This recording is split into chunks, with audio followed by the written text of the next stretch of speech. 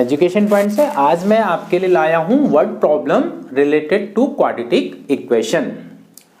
देखिए बेटा, word problem आपने ऑलरेडी लीनियर इक्वेशंस में भी कर लिया है, तो सबसे पहले तो हम ये जाने यहां पर भी वही सेम प्रॉब्लम हो सकती है। तो प्रीवियस वीडियोज में आपने देखा होगा हमारी word problem related to cost और word problem related to number, इस तरह से है। आप और वीडियोज वो देखेंगे, यही सेम चीज यहां पर भी होती है। लेकिन सबसे पहला है कि how to differentiate whether it is the problem of linear और क्वाड्रेटिक, है ना। क्योंकि देखिए लीनियर इक्वेशन में दो वेरिएबल के साथ हम बात करते थे बेटा, जबकि क्वाड्रेटिक इक्वेशन में हम सिंपल एक ही वेरिएबल के साथ बात करते हैं।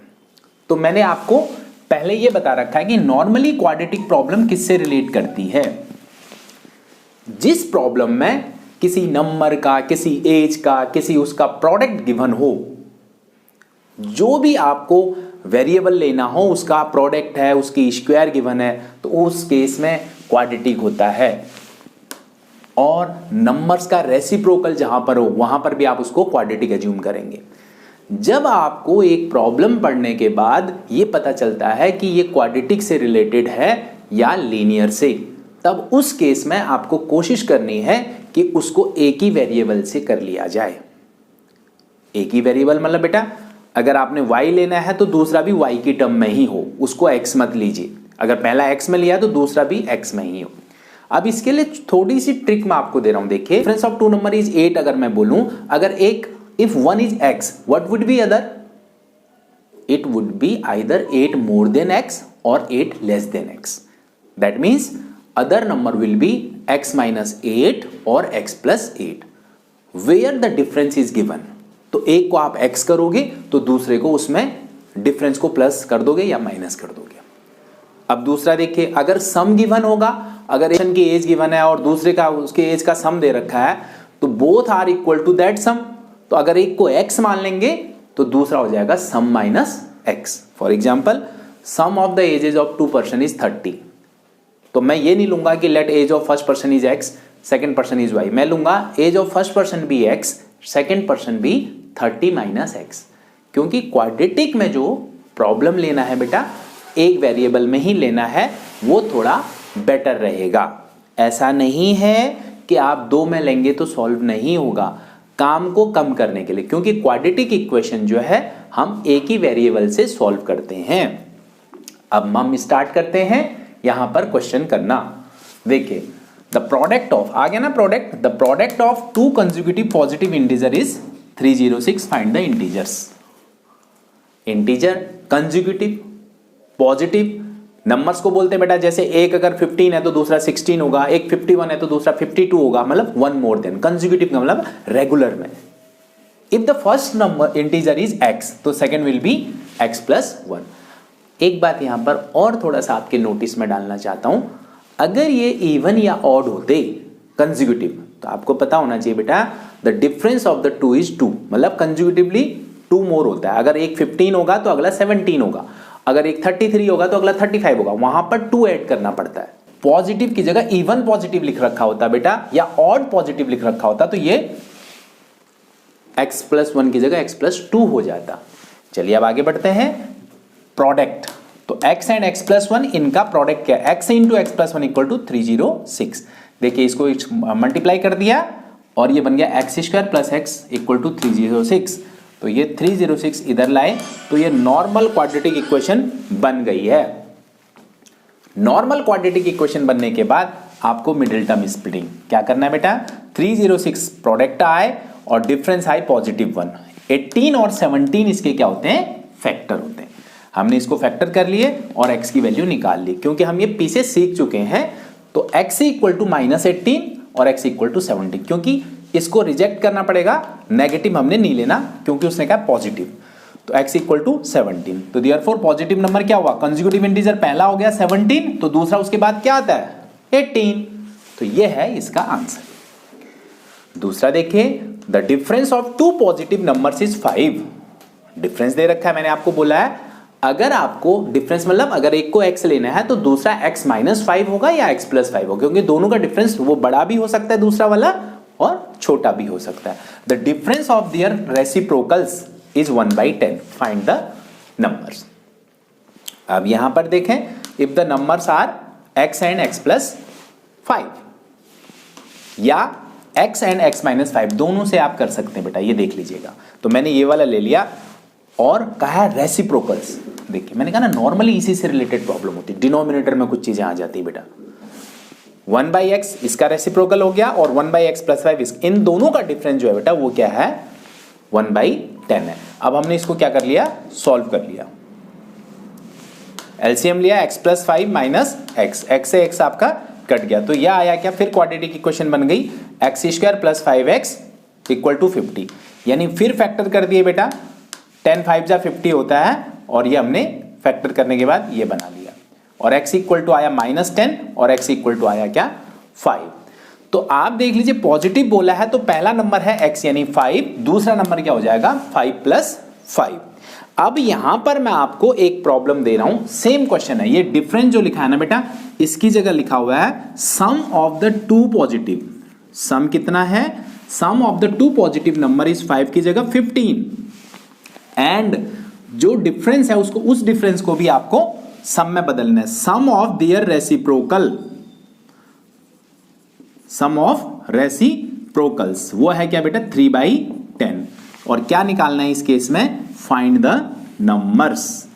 ये आपको है, अगर आपको इसका आंसर आए तो आप इसके कमेंट में जरूर डालिएगा। फिर रिपीट कर रहा हूं, difference of two positive numbers is 5, इसकी जगह बेटा sum of two positive number is 15, and difference of their reciprocal की जगह sum of their reciprocal is 1/10 की जगह बेटा 3/10, फाइंड द नंबर्स। उम्मीद करता हूं आपको ये क्वेश्चन समझ में आया हो, तो इसको आप करके इसका आंसर कमेंट सेक्शन में जरूर डालिएगा।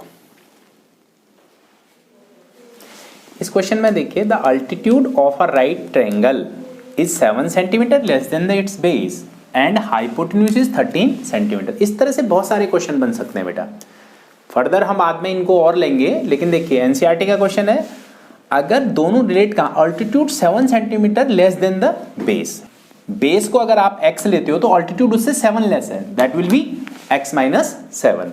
तो पाइथागोरस थ्योरम क्या कहता है, आपको पता है, ये बन गया, ये बेस है, ये अल्टीट्यूड यानी परपेंडिकुलर है, और ये हाइपोटेन्यूज। क्या फॉर्मूला होता है बेटा, base square plus perpendicular square equal to hypotenuse square, या perpendicular square plus base square equal to hypotenuse. By Pythagoras theorem हमने ये लगा दिया। देखिए अब इसमें क्या करना है, कई बार बच्चे गलती कर देते हैं, ये फॉर्मूला लगेगा x² - 2ab plus b square, a - b के होल स्क्वायर का, x² - 2 into x into 7 plus 7 square minus ये जो 13 था वो 169 बन गया बेटा। अब ये फॉर्मेशन करने के बाद इसको सॉल्व करके आपकी क्वाड्रेटिक बन जाती है, मेन काम यही होता है बेटा। अब ये बन गया आपका x² ऐड हो गया 2x² - 14x - 120 equal to 0 divided by 2। बेटा देखिए 2 तीनों में है तो सिंप्लीफिकेशन हो जाएगा, थोड़ा सिंपल हो जाएगा। Now 7 must be the difference and product is -60, 12 5 the 60 and 12 - 5 7 होता है बेटा। ये आ गई आपकी फाइनल पोजीशन। फैक्टर क्या बने बेटा, x - 12 एंड x + 5। देखिए आप फैक्टर करना सीख चुके हैं, और ज्यादातर काम हम मिडिल टर्म स्प्लिट से करते हैं, बाकी आपकी मर्जी है, आप डिस्क्रिमिनेंट वाला फॉर्मूला भी लगा सकते हैं। x इक्वल टू 12 और -5, कोई भी लेंथ नेगेटिव नहीं हो सकती बेटे, तो x हो गया क्या 12 सेंटीमीटर, यानी बेस 12 सेंटीमीटर और ऑल्टीट्यूड हो जाएगा 12 - 7 दैट इज 5 सेंटीमीटर। अब आते हैं सबसे ज्यादा पूछे गए क्वेश्चन के ऊपर, स्पीड वाला प्रश्न जो है, this question is mostly asked in board and in your paper also. Please focus, please attentive with this question. See, a train takes 1 hour more to travel a distance of 300 km if its speed is reduced by 10 km per hour. तीन चीजें ध्यान रखनी है, पहला देखना है distance, the other is कितना speed को कम ज्यादा हुआ है, एंड थर्ड वन इज कितना टाइम चेंज हुआ है बेटा। आपको पता है फिजिक्स का एक formula, time equal to distance upon speed.